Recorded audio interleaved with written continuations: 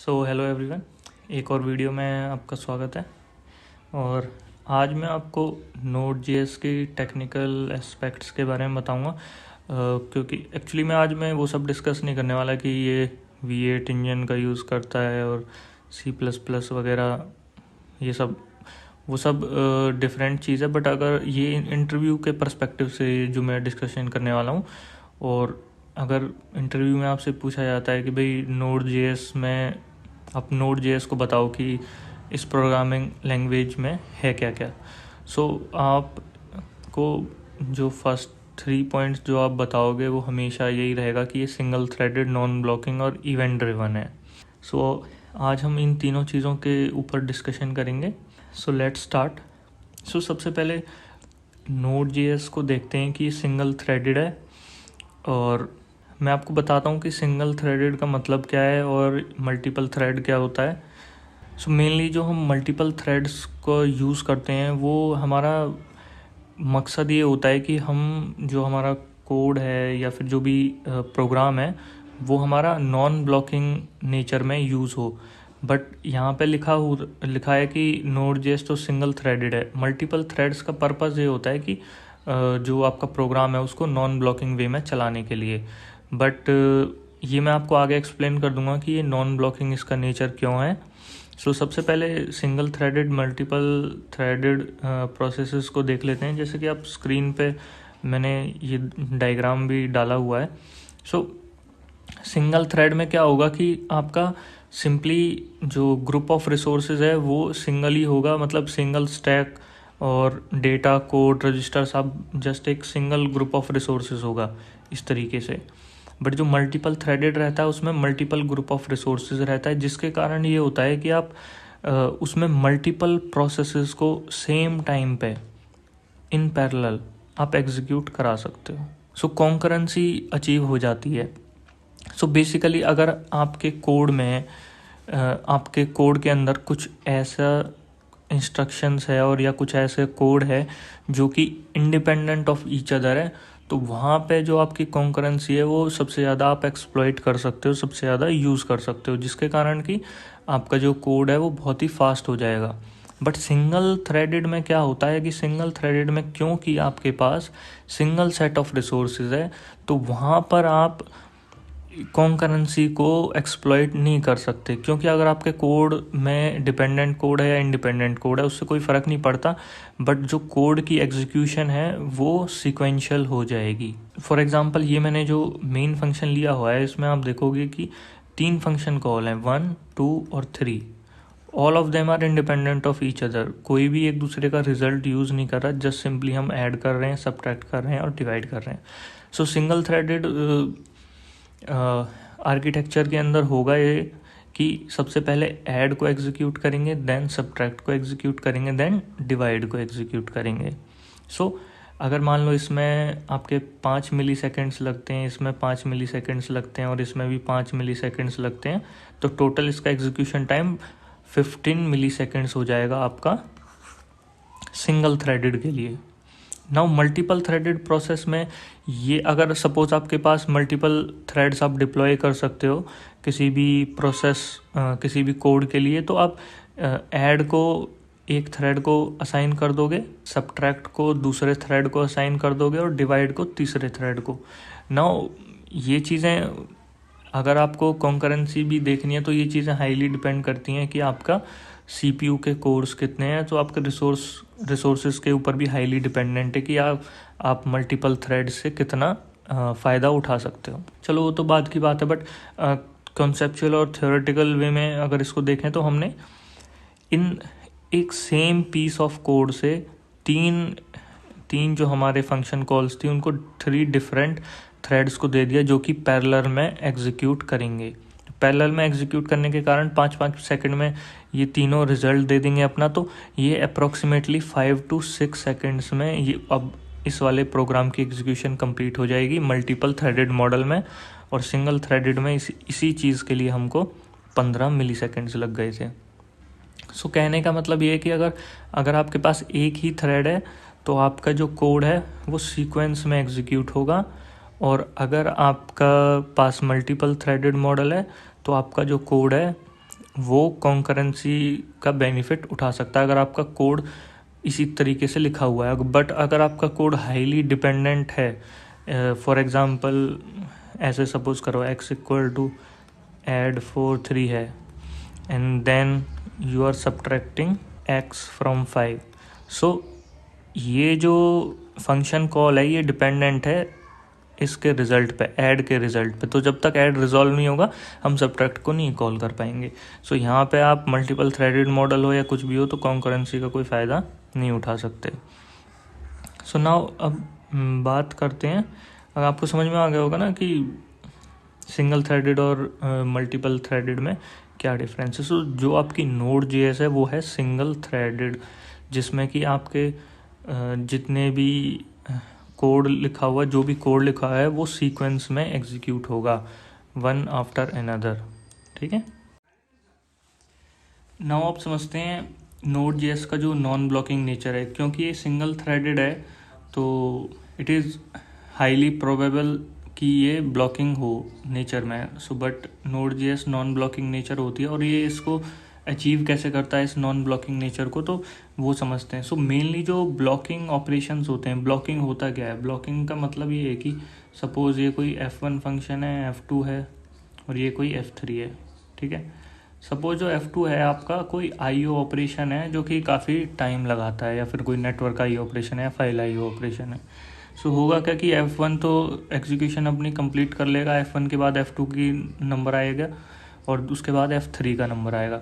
But क्योंकि F2 एक IO operation है तो ये बहुत ज़्यादा टाइम लेने वाला है, तो F3 क्या है कि वो ब्लॉक्ड हो जाएगा, F3 की एग्जीक्यूशन ही नहीं चालू होगी। क्यों? अब even though F3 is not dependent on F2, it is still waiting on F2 to finish. So ये होता है आपका ब्लॉकिंग नेचर सिंगल थ्रेडेड में, क्योंकि सिक्वेंशियल एग्जीक्यूशन है आपका। सो अब इससे बचने के लिए क्या है कि Node.js ने काफ़ी इंटेलिजेंटली क्या किया है कि इवेंट लूप का इस्तेमाल किया है। सो इवेंट लूप बना हुआ है LIB UV लाइब्रेरी के ऊपर। सो आप इसकी डिटेल्स मैं मतलब डिस्क्रिप्शन में डाल दूंगा, आप पढ़ना है तो।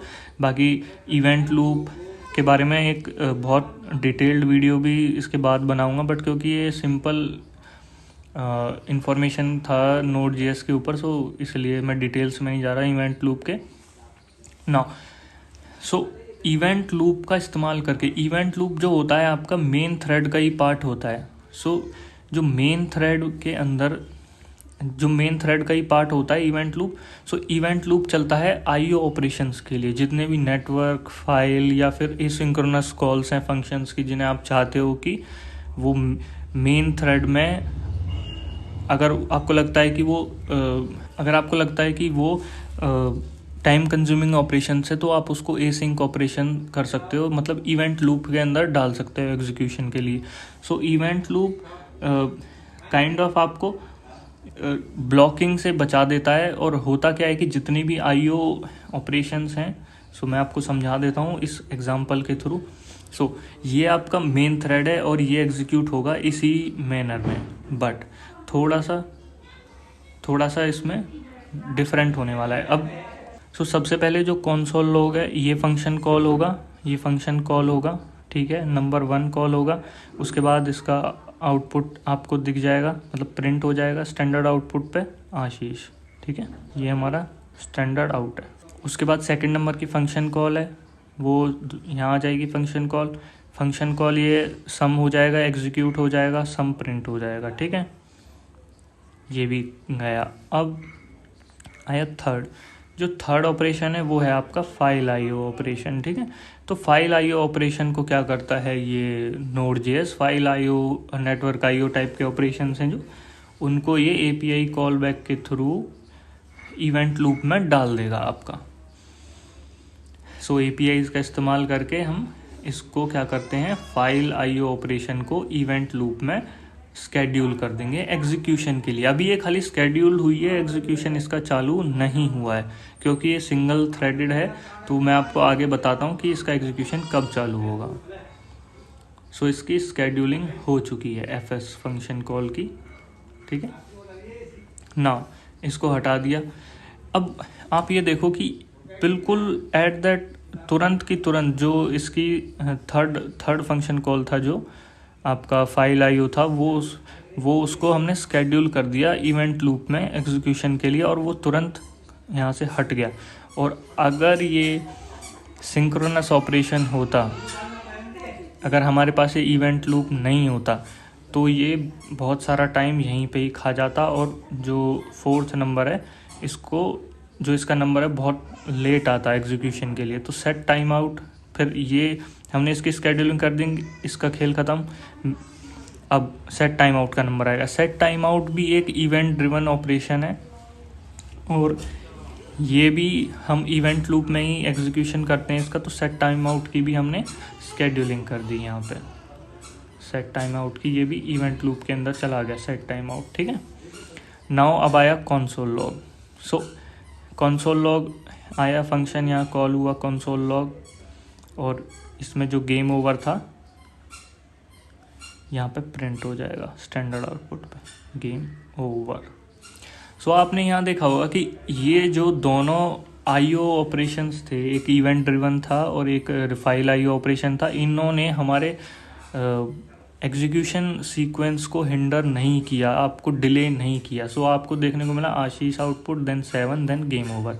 उसके बाद क्या होता है, उसके बाद चालू होता है आपका इवेंट लूप। इवेंट लूप जैसे ही मेन स्टैक एम्प्टी होगा, वैसे ही तुरंत की तुरंत आपका इवेंट लूप चालू होगा। क्योंकि ये सिंगल थ्रेडेड है, इसी वजह से हमने इवेंट लूप को आखिरी में डाल दिया। अब इवेंट लूप के अंदर जितने भी हमारे फाइल नेटवर्क, ये सब जो भी एसिंक्रोनस ऑपरेशंस होंगे, वो इवेंट लूप के अंदर एग्जीक्यूट होंगे, और जिसकी हैंडलिंग ऑपरेटिंग सिस्टम या फिर वर्कर थ्रेड्स होते हैं Node.js के अंदर, वो हैंडल करते हैं। और जैसे जैसे आपको रिज़ल्ट मिलता जाता है, वैसे वैसे आप उस रिज़ल्ट को मेन स्टैक में पुट कर देते हो। सो इस तरीके से होता है। तो इवेंट लूप बिल्कुल आखिरी में होता है, और वो कंटिन्यूसली मॉनिटर करता है कि जो आपकी रीड फाइल ऑपरेशन कंप्लीट हुआ है कि नहीं। सेट टाइम आउट ख़त्म होने के बाद जो भी इसके अंदर कॉल बैक फंक्शन मौजूद होगा, ऐसा हो सकता है ना कि देखो, जैसे ये था कॉल बैक फंक्शन, इसके अंदर ये मौजूद था ना सेट टाइम आउट के अंदर। तो जैसे ही टाइम आउट फिनिश होगा, वो जो इवेंट लूप है आपका टाइम आउट पे भी नज़र रखेगा कि आपका एक कब टाइम एक्सपायर होता है। जैसे टाइम एक्सपायर होता है, कॉल बैक क्यू के अंदर इसका एग्जीक्यूशन डाल देगा। सो कॉल बैक क्यू मेंटेन करता है ये event loop. Call back Q में जितने भी आपके फंक्शंस होते हैं, वो पेंडिंग होते हैं, वो यहाँ पे डालते हैं, और उनका एग्जीक्यूशन होता है उसी ऑर्डर में। नॉन ब्लॉकिंग नेचर इस तरीके से अचीव होती है आपकी Node.js के अंदर, ठीक है। नाउ इवेंट ड्रिवन का मतलब ये है कि कोई भी इवेंट जब अकर होगा, तब हम फंक्शन को एग्जीक्यूट करेंगे, या फिर हम कोई भी लॉजिक एग्जीक्यूट करेंगे, which is so we are executing any logic based on certain event. So mouse click एक इवेंट होता है आपका, टाइम आउट एक इवेंट हो गया, सेट इमीडिएट हो गया, सेट इंटरवल हो गया। तो ये डिफरेंट इवेंट्स हो गए। सो जो आपकी Node.js है वो इवेंट ड्रिवन मॉडल है। When some event happen, then we will schedule a call back और schedule a function call. So जो आपके जितने भी ये सेट टाइम आउट है ना, आपका set time out, set immediate, ये फंक्शंस होते हैं, आपको मदद करते हैं ये इस इवेंट ड्रिवन अप्रोच को एक्सप्लॉइट करने में। ये जो फंक्शंस हैं, उसको यूज़ करने के लिए ये जो APIs हैं, ये दी गई हैं इस इवेंट ड्रिवन अप्रोच को यूज़ करने के लिए। सो event driven is nothing but, आपको बस ये देखना है कि कोई भी इवेंट के केस में फंक्शन कॉल हो। सो सेट टाइम आउट में क्या है कि अगर सेट टाइम आउट में आपने यहाँ पे कोई फंक्शन कॉल दे दी, यहाँ पे कोई भी लॉजिक एग्जीक्यूशन है, और यहाँ पे 2000 मिली सेकेंड्स का जो टाइमर है।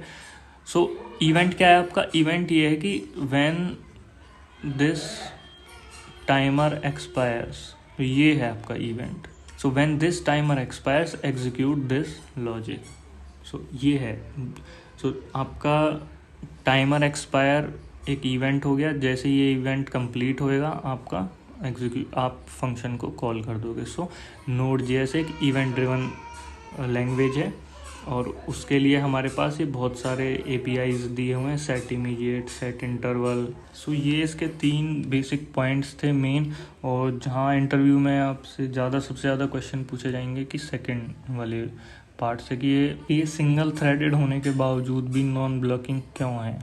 सो सिंगल थ्रेडेड होने के बावजूद भी नॉन ब्लॉकिंग इसलिए क्योंकि ये इवेंट लूप का इस्तेमाल करता है। इवेंट लूप एक तरह से एक इस तरीके का कंडीशनल लूप मान लो, जिसमें क्या होता है कि जब तक टास्क रहते हैं, पेंडिंग टास्क रहते हैं, वो जब तक लूप चलता ही रहता है। वो देखता रहता है कि टास्क कंप्लीट हुआ है या नहीं हुआ है, तो वो लूप चलता रहेगा। जैसे ही कोई भी टास्क मौजूद नहीं है इवेंट लूप के अंदर, कोई भी टास्क नहीं है, वो तुरंत एग्जिट हो जाएगा और आपका जो मेन थ्रेड था वो क्लोज हो जाएगा, वो रिसोर्स रिलीज़ कर देगा।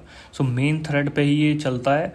और जैसे ही आपका जो मेन फंक्शन के अंदर से जितने भी फंक्शन कॉल एग्जीक्यूट हो जाते हैं, उसके बाद ये इवेंट लूप चालू हो जाता है, जो भी स्केड्यूल्ड आपके फंक्शंस हैं उनको एग्जीक्यूट करने के लिए। सो इसकी जिम्मेवारी रहती है कि अपना OS को डिस्पैच करना है या फिर आपके वर्कर थ्रेड्स को डिस्पैच करना है, जो भी आपके पेंडिंग फंक्शन कॉल हमने उसको दिए ना, फाइल IO, नेटवर्क IO या फिर एसिंक ऑपरेशन है, जो भी कोई CPU इंटेंसिव है कुछ भी, तो वो उसकी जिम्मेवारी होती है। So that's it. सो यही था Node.js की जो 3 मेन इंपॉर्टेंट पॉइंट्स थे Node.js प्रोग्रामिंग लैंग्वेज के। आई होप ये वीडियो आपको समझ में आया होगा। इस वीडियो को शेयर ज़रूर करें, लाइक करें। इसी तरह के और वीडियोस के लिए मेरे चैनल को सब्सक्राइब करें। So thank you and have a nice day. Bye.